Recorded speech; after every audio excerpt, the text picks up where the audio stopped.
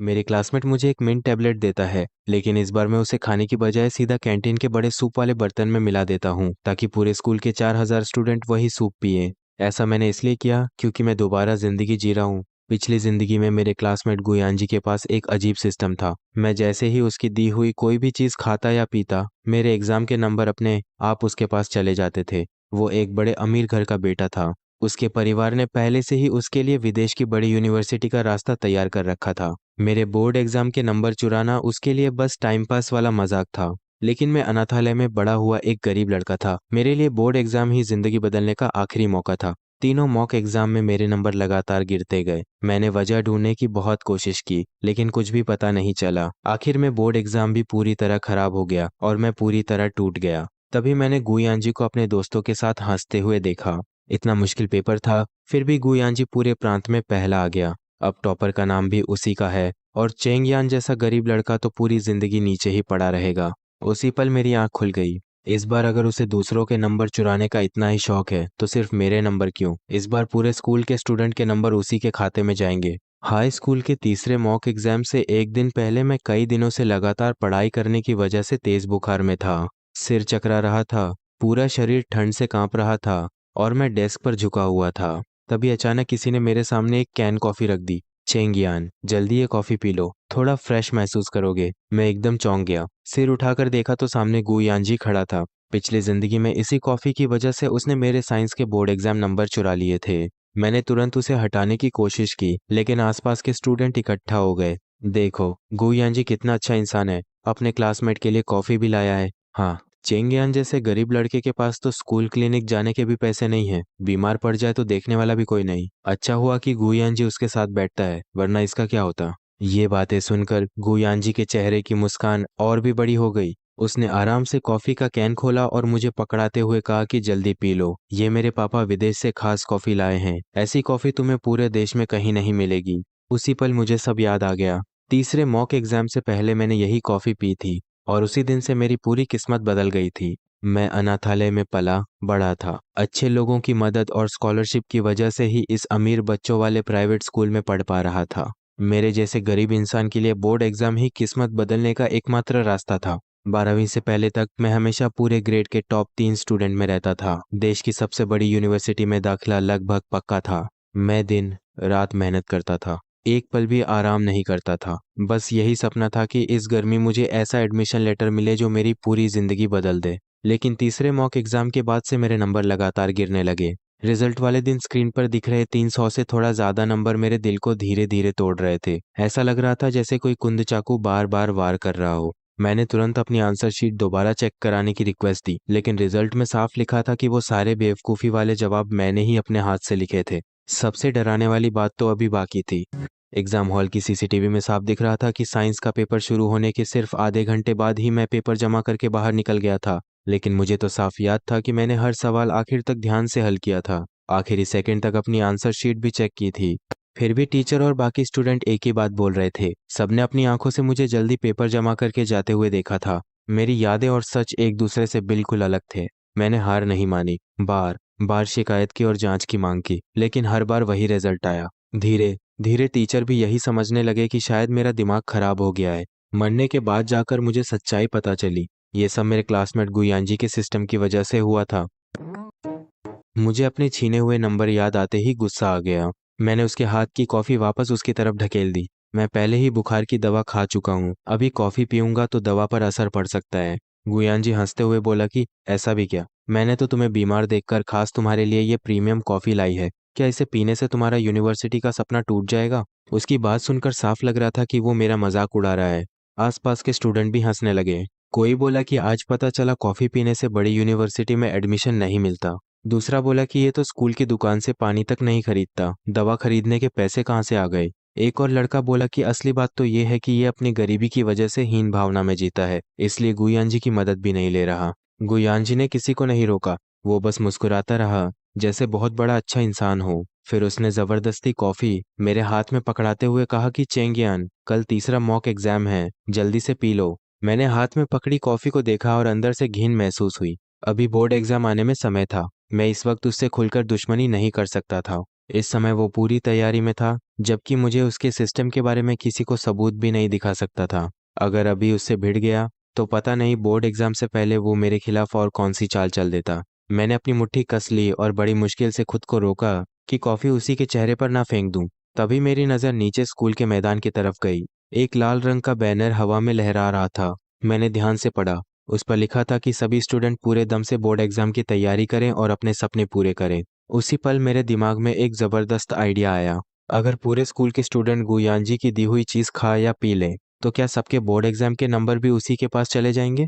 ये सोचते ही मैंने कॉफी दोनों हाथों से पकड़ ली। मैं मुस्कुराकर बोला, धन्यवाद गुयान जी, लेकिन अभी मेरा पेट ठीक नहीं है, थोड़ा अजीब लग रहा है, इसलिए अभी इसे नहीं पी सकता। लेकिन ये तुम्हारी तरफ से है, इसलिए मैं इसे बिल्कुल भी बर्बाद नहीं करूंगा। मैंने तुरंत कहा, झोलांग, क्या तुम ये कॉफी पीना चाहोगे? ये गुयान जी विदेश से खास कॉफी लाया है, सुना है इसे पीने से दिमाग बहुत फ्रेश रहता है। जोउलांग की पढ़ाई हमेशा मेरे बराबर रहती थी। उसके पिता हमारे स्कूल के प्रिंसिपल थे और उसके नाना का परिवार राजधानी में बहुत ताकतवर था, इसलिए स्कूल में कोई भी उससे पंगा लेने की हिम्मत नहीं करता था। जोउलांग ने कॉफी का कैन देखा और उसे लेने के लिए हाथ बढ़ाया ही था कि तभी गुयानजी जोर से चिल्ला पड़ा। उसकी आवाज इतनी तेज थी कि आसपास खड़े सभी स्टूडेंट चौंक गए। जब उसने मेरी हैरान नजर देखी तो तुरंत बात संभालते हुए बोला, चेंग यान, जोउलांग को शायद कैफीन से एलर्जी है, अगर उसने ये पी ली तो कहीं तबीयत खराब ना हो जाए। जोउलांग ने इंग्रेडिएंट्स पढ़े और आराम से बोला, कोई बात नहीं, मुझे सिर्फ घटिया कॉफी से दिक्कत होती है, ये तो नेचुरल है, इससे कुछ नहीं होगा। ये सुनते ही गुयांजी के चेहरे पर घबराहट साफ दिखने लगी, लेकिन तभी हु आगे आया और उसने झटके से कॉफी मेरे हाथ से छीन ली। वो गुस्से में बोला, ये कॉफी गुयांजी ने खास तुम्हारे लिए लाई है, तुम खुद नहीं पीना चाहते तो मत पियो, लेकिन उसकी चीज किसी और को देकर एहसान क्यों दिखा रहे हो? उसकी बातें बेहद बुरी थीं। झोलांग का चेहरा तुरंत उतर गया। उसने आंखें घुमाई और बिना कुछ बोले वहां से हट गया। लेकिन मुझे अपना जवाब मिल चुका था, यानी गु यांजी की दी हुई चीज अगर कोई दूसरा भी खाए या पिए तो उसके नंबर भी उसी सिस्टम में चले जाएंगे। मेरे चेहरे पर हल्की मुस्कान आ गई। अगर खेल खेलना ही है तो इस बार बड़ा खेल होगा। सिर्फ मेरे बोर्ड एग्जाम के नंबर चुराने में क्या मजा। इस बार पूरे स्कूल के स्टूडेंट के बोर्ड एग्जाम नंबर उसके उस बेकार सिस्टम में ठूंस दूंगा। तभी तो उसकी इतनी बड़ी तैयारी का सही मजा आएगा।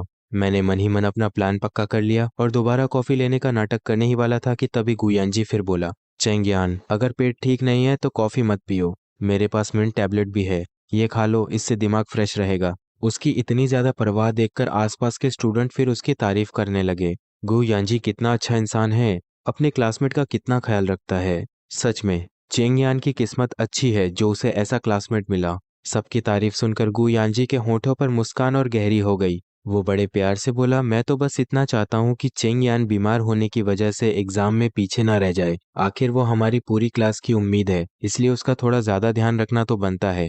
उसका ये नकली चेहरा देखकर मुझे पिछली जिंदगी की एक बात याद आ गई। मरने के बाद मैंने गलती से उसकी और हु की बातचीत सुन ली थी। वो उसकी चापलूसी करते हुए कह रहा था कि पूरे प्रांत का टॉपर बनना सच में कमाल की बात है।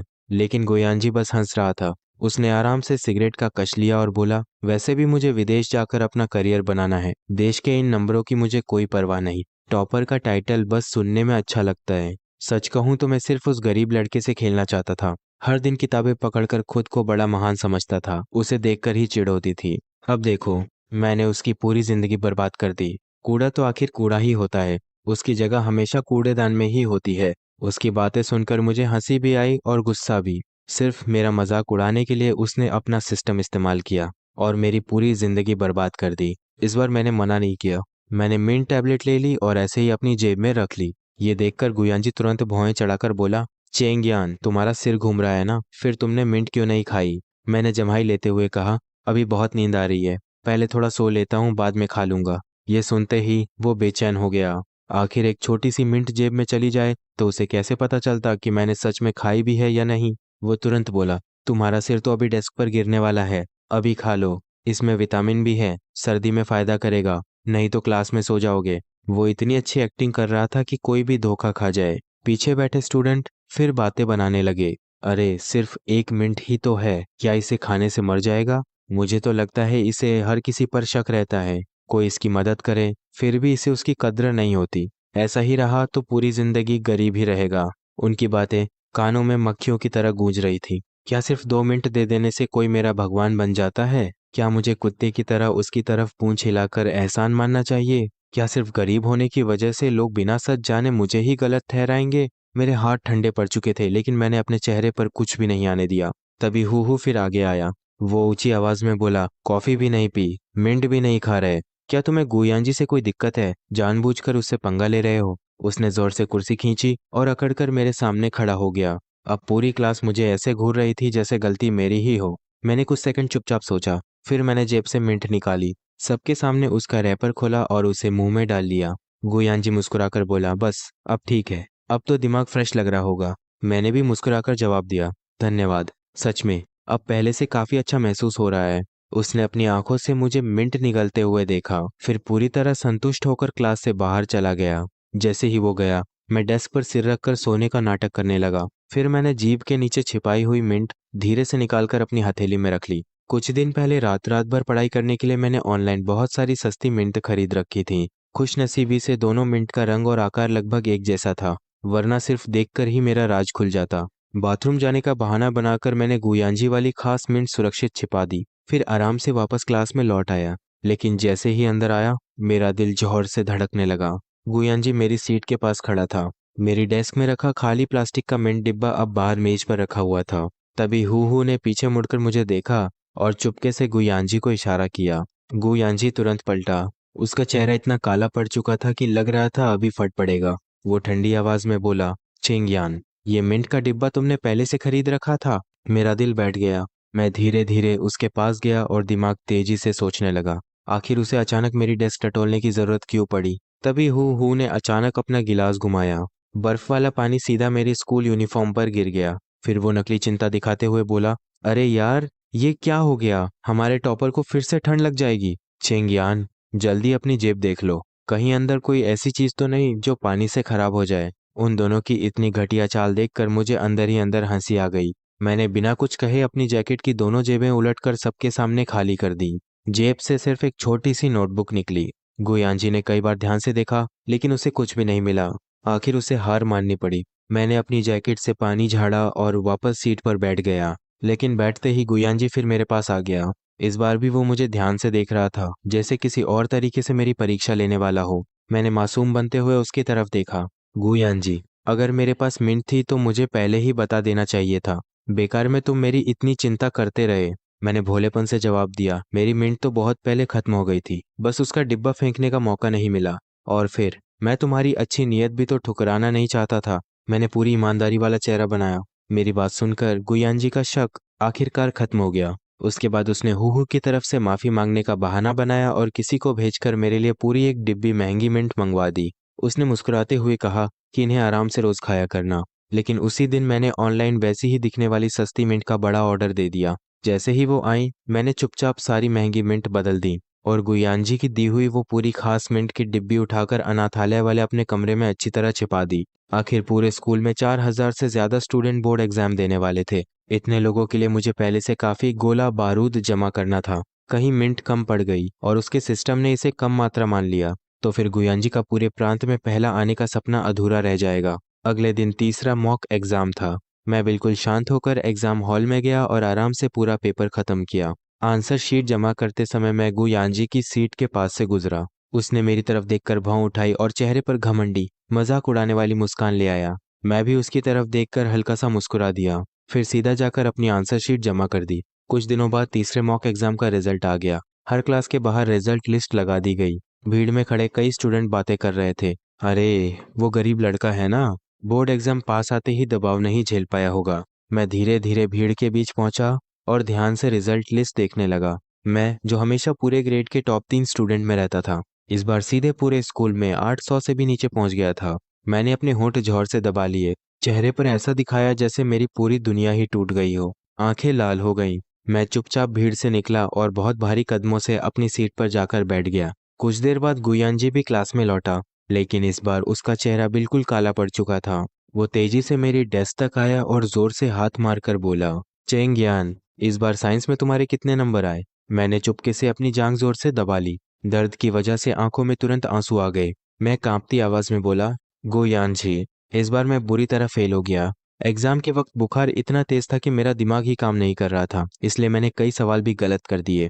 इतना कहते कहते मैंने सिर नीचे झुका लिया और जोर जोर से रोने का नाटक करने लगा। क्लास के स्टूडेंट भी आपस में बातें करने लगे। इस बार चैंगियान सच में बुरी तरह गिर गया। पूरे स्कूल में 800 से ऊपर रैंक आई है और गुयान जी की भी लगभग यही रैंक है। ये सुनते ही गुयान जी एकदम सन्न रह गया। मैंने अपना चेहरा बाजू में छिपा लिया ताकि मेरी हंसी किसी को दिखाई न दे। असल में मैंने उसकी दी हुई मिंट कभी खाई ही नहीं थी, इसलिए उसका सिस्टम मेरे ऊपर चला ही नहीं। लेकिन उसे शक ना हो इसलिए मैंने जानबूझकर सारे एमसीक्यू गलत भर दिए। बड़े सवालों का आधा हिस्सा भी खाली छोड़ दिया। मैंने अपनी रैंक जानबूझकर 800 से नीचे गिरा दी। और गु यान जी, उसकी असली पढ़ाई तो पहले से ही बहुत खराब थी। बिना सिस्टम के उसकी असली रैंक भी 800 के आसपास ही आती थी। अब हमारी रैंक एक जैसी हो गई थी। इस तरह उसका सिस्टम फेल होने की बात पूरी तरह छिप गई। गुयान जी ने गहरी सांस ली और बोला, बस अब मत रो। बीमार होने की वजह से इस बार खराब हो गया तो क्या हुआ? अभी बोर्ड एग्जाम में समय है, तब तक अपनी सेहत ठीक कर लो, फिर जरूर अच्छा स्कोर आएगा। मैंने मन ही मन रहत की सांस ली। मुझे समझ आ गया कि यह मूर्ख पूरी तरह मेरे जाल में फंस चुका है। मैंने आंसू पोंछने का नाटक किया और उसके चेहरे पर छिपी हुई खुशी को अनदेखा कर दिया। फिर धीरे से बोला, गुयान जी, तुम सच में बहुत अच्छे इंसान हो। तुम्हारा अपना रिजल्ट भी अच्छा नहीं आया, फिर भी मुझे ही दिलासा दे रहे हो। ये सुनते ही उसके होंठ हल्के से फड़क गए। उसने बस एक बनावटी सी आवाज निकाली और बिना कुछ बोले अपनी सीट पर जाकर बैठ गया। बोर्ड एग्जाम में अब सिर्फ 15 दिन बचे थे। शायद उसे पूरा यकीन चाहिए था कि उसका सिस्टम इस बार जरूर काम करे, इसलिए वो हर रोज मेरे लिए नई नई चीजें लाने लगा। कभी महंगा प्रोटीन बार तो कभी विदेश से मंगाया हुआ फिश ऑयल। लेकिन मैं उन सबको चुपचाप पीसकर पाउडर बना देता और अलग से जमा करता रहता। हमारे स्कूल में बोर्ड एग्जाम देने वाले स्टूडेंट के लिए हर दोपहर कैंटीन में एक बड़ी कढ़ाई में मुफ्त सूप बनाया जाता था। मैं कैंटीन के पीछे पार्ट टाइम काम करता था ताकि अपने रहने का खर्च निकाल सकूं। मेरे लिए इससे अच्छा मौका हो ही नहीं सकता था। जब मैं कैंटीन पहुंचा तब वहां की आंटियां बड़े बड़े सूप के बर्तनों में खाना बना रही थी। गर्म सूप से लगातार भाप निकल रही थी। मैंने तुरंत कहा, ली आंटी, आप लोग बाकी काम कर लीजिए, आज सूप मैं बांट देता हूँ। मैंने जल्दी से बड़ा स्टील का करछुल हाथ में ले लिया। भाप की आड़ में मैंने अपनी बाजू में छिपा हुआ छोटा जिप बैग निकाल लिया। उसके अंदर पिछले 15 दिनों से जमा किया हुआ पाउडर था। गुयान की दी हुई सारी मिंट और प्रोटीन बार मैंने पीसकर उसी में रखी थी। मैंने करछुल से सूप हिलाना शुरू किया। उसी समय बड़ी सफाई से पूरा पाउडर उबलते हुए सूप में मिला दिया। तेज गर्मी की वजह से वो एक पल में घुल गया। ना कोई झाग बना, ना किसी को जरा भी शक हुआ। खाना बांटने के बाद मैं अपनी प्लेट लेकर बाहर निकला। तभी सामने गुयान जी दिख गया। मैं मुस्कुराकर बोला, गुयान जी, आज कैंटीन का सूप बड़ा स्वादिष्ट बना है, एक कटोरा ले लो, बोर्ड एग्जाम से पहले थोड़ा शुभ भी हो जाएगा। उसने नाक सिकोड़ ली, फिर सूप की लाइन में लगे स्टूडेंट को देखकर तिरस्कार से हंस पड़ा। वो बोला, ऐसा मुफ्त का घटिया खाना सिर्फ तुम जैसे गरीब लोग ही खजाना समझकर खाते हो। इतना कहकर उसने अपनी घड़ी की तरफ देखा और हू हू के साथ स्कूल के गेट की तरफ चल पड़ा। उनके घर का प्राइवेट शेफ उनके लिए जापानी खाना लेकर आने वाला था। और उसी समय कैंटीन के अंदर मौजूद लगभग सभी बोर्ड एग्जाम स्टूडेंट आराम से वही सूप पी रहे थे। बोर्ड एग्जाम खत्म होने के बाद स्कूल के बाहर गुयांजी ने हंसते हुए पूछा, चैंग यान, क्या लगता है किसी अच्छी यूनिवर्सिटी में एडमिशन मिल जाएगा? मैंने हल्की मुस्कान के साथ जवाब दिया, अगर सब ठीक रहा तो शायद पूरे प्रांत का टॉपर मैं ही बनूंगा। मेरी बात सुनते ही गुयांजी और उसके पीछे खड़ा हु जोर जोर से हंसने लगे। उनकी हंसी इतनी तेज थी कि आसपास खड़े दूसरे पेरेंट्स भी हमारी तरफ देखने लगे। हु हंसते हुए बोला, अच्छा, अगर तुम सच में पूरे प्रांत के टॉपर बन गए तो रिजल्ट वाले दिन मैं खुद तुम्हारे लिए बड़ा सा बैनर लेकर आऊंगा। गुयांजी हंसते हंसते आंसू निकालने लगा। फिर उसकी रोल्स रॉयस आई और वो उसमें बैठकर वहां से निकल गया। मैं वहीं खड़ा हल्का सा मुस्कुराया। बस यही उम्मीद कर रहा था कि रिजल्ट वाले दिन वो पूरे स्कूल की तरफ से मिलने वाले इस तोहफे को सहन कर पाए। बोर्ड एग्जाम खत्म होने के बाद गुयांजी ने कभी भी क्लास के ग्रुप चैट में कोई मैसेज नहीं भेजा। वैसे भी अब उसे विदेश की यूनिवर्सिटी से ऑफर मिल चुका था। उसने मेरे जैसे गरीब स्टूडेंट से दोस्ती सिर्फ इसलिए की थी ताकि अपने सिस्टम को टेस्ट कर सके और अपनी घटिया खुशी पूरी कर सके। मैंने भी उसकी तरफ ध्यान देना छोड़ दिया। शहर की एक कन्वीनियंस स्टोर में रात की पार्ट टाइम नौकरी पकड़ ली। दिन में आराम करता और रात को कैशियर बनकर काम करता।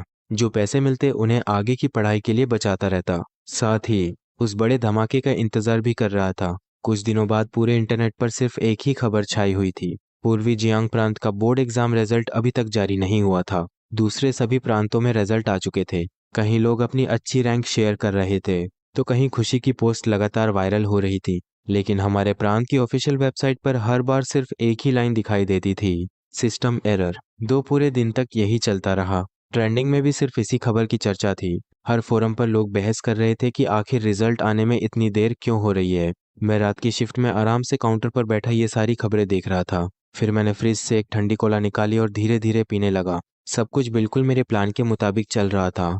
करीब 15 दिन बाद एक सुबह मेरे पास पुलिस स्टेशन से फ़ोन आया। फ़ोन करने वाले पुलिस ऑफिसर ने कहा कि मुझे तुरंत ब्लू वाइन प्राइवेट स्कूल के ऑडिटोरियम पहुंचना होगा। गाँव रिजल्ट से जुड़ा एक बेहद असामान्य मामला सामने आया है, इसलिए सभी स्टूडेंट को वहां बुलाया गया है। मैंने सफ़ेद टी शर्ट और जीन्स पहनी, फिर टैक्सी लेकर समय पर स्कूल पहुंच गया। ऑडिटोरियम के अंदर लोगों की भारी भीड़ थी। हमारे स्कूल के स्टूडेंट और दूसरे स्कूलों से आए स्टूडेंट अलग अलग हिस्सों में बैठे थे। पूरा हॉल लोगों की आवाज़ों से गूंज रहा था। हर कोई बस बोर्ड एग्जाम रिजल्ट की ही बात कर रहा था। मैं जाकर अपनी क्लास वाली जगह पर बैठ गया। तभी पीछे मुड़कर देखा, गु यानजी और हु मुझसे 3 कतार पीछे बैठे थे। आज गुयानजी ने महंगा कस्टम सूट पहन रखा था। बाल भी खास तरीके से सेट किए हुए थे। वो आराम से पैर पर पैर चढ़ाकर बैठा था और अपने नए स्मार्टफोन में व्यस्त था। उसके चेहरे पर वही घमंड साफ दिख रहा था। तभी हमारी नजरें मिली। मैंने उसकी तरफ देखकर मुस्कुरा दिया। उसने बस ठंडी नजर से मुझे देखा, आंखें घुमाई और तुरंत दूसरी तरफ देखने लगा। कुछ ही मिनट बाद ऑडिटोरियम का बड़ा दरवाजा खुला। करीब दर्जन भर पुलिस ऑफिसर अंदर आए और सीधे मंच की तरफ बढ़ गए। पुलिस के एक ऑफिसर ने माइक उठाया और जोर से कहा, सभी स्टूडेंट शांत हो जाइए। हमें पता है कि आप सब अपने रिजल्ट का बहुत इंतजार कर रहे थे, लेकिन इस बार डेटा में बेहद अजीब गड़बड़ी मिली है, इसलिए अब पूरा सिस्टम हमारी निगरानी में है। आज कुछ रिजल्ट बड़े स्क्रीन पर सबके सामने दिखाए जाएंगे। जैसे ही ये बात खत्म हुई, पूरे हॉल में हलचल मच गई। कोई बोला, अरे मतलब आज यही लाइव रिजल्ट दिखेगा? दूसरा घबराकर बोला, अगर नंबर खराब आए तो सबके सामने बेइज्जती हो जाएगी। लेकिन पुलिस ने किसी की बात पर ध्यान नहीं दिया।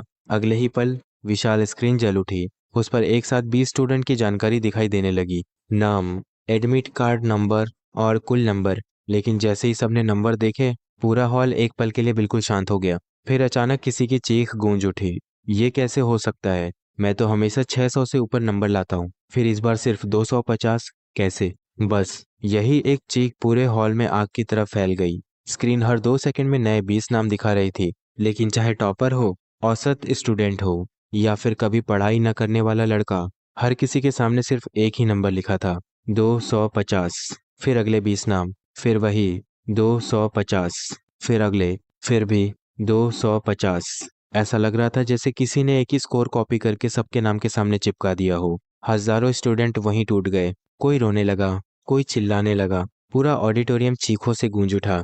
मैं अपनी सीट पर आराम से बैठा रहा।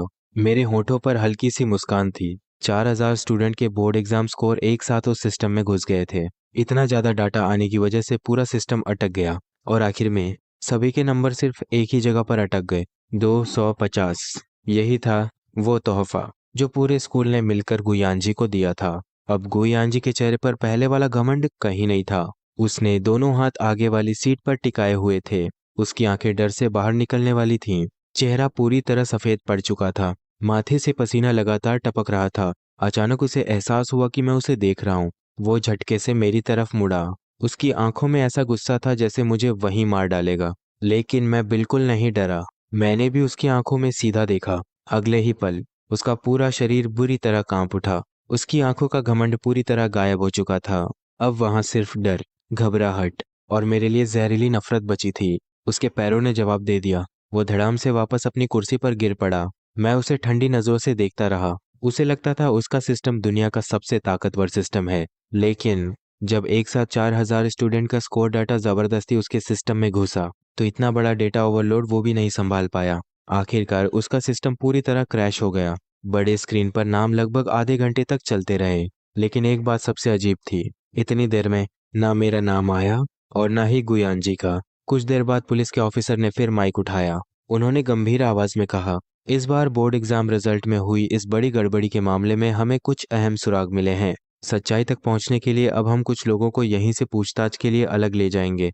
जब पुलिस ने 3 नाम पुकारे, गु यानछी, हु और चेंग यान, पूरा ऑडिटोरियम एकदम शांत हो गया। मैं बिना घबराए अपनी सीट से उठा और साइड वाले पूछताछ वाले कमरे की तरफ चल पड़ा। रास्ते में मेरी मुलाकात गु यानजी से हुई। 2 पुलिस ऑफिसर उसे दोनों तरफ से पकड़ कर ला रहे थे। जैसे ही उसने मुझे देखा, वो पागल कुत्ते की तरह मेरी तरफ झपटा, दांत भींचकर धीरे से गुर्राया, ये सब तुमने किया है।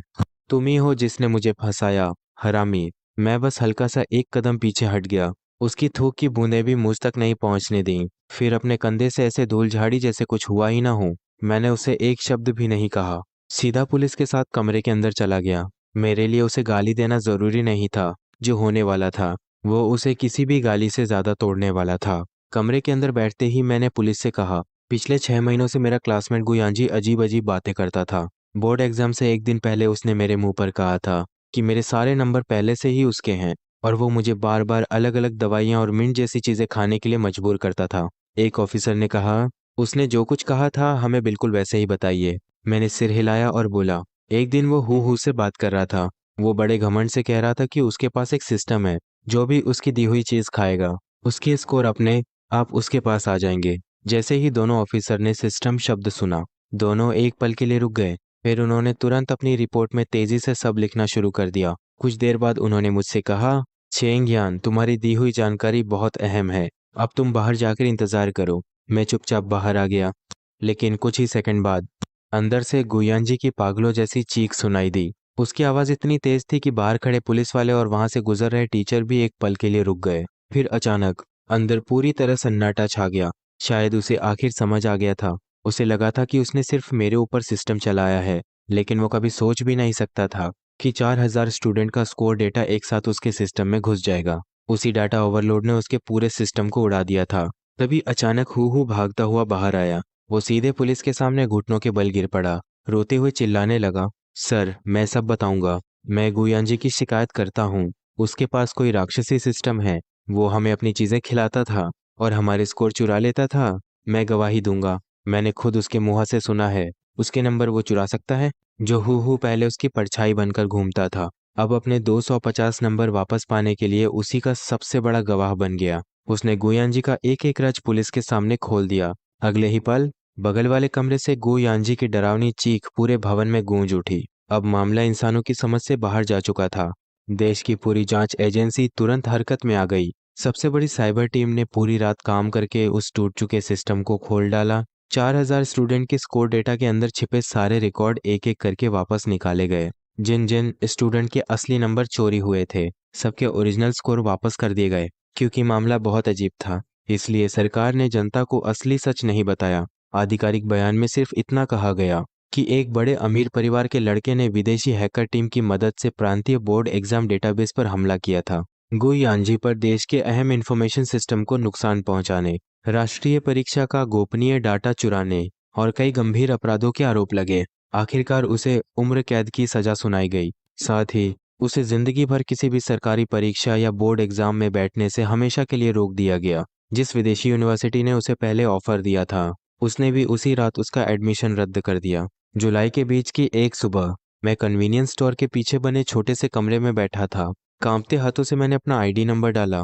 3 सेकंड तक स्क्रीन लोड होती रही। फिर अचानक बड़े अक्षरों में मेरा रिजल्ट सामने आ गया। Total score 705। पूरे प्रांत की साइंस रैंक दूसरा स्थान। मेरे लिए राजधानी की सबसे बड़ी यूनिवर्सिटी के दरवाजे पूरी तरह खुल चुके थे। स्क्रीन पर चमकते हुए उन नंबरों को देखकर मेरी आंखें भर आईं।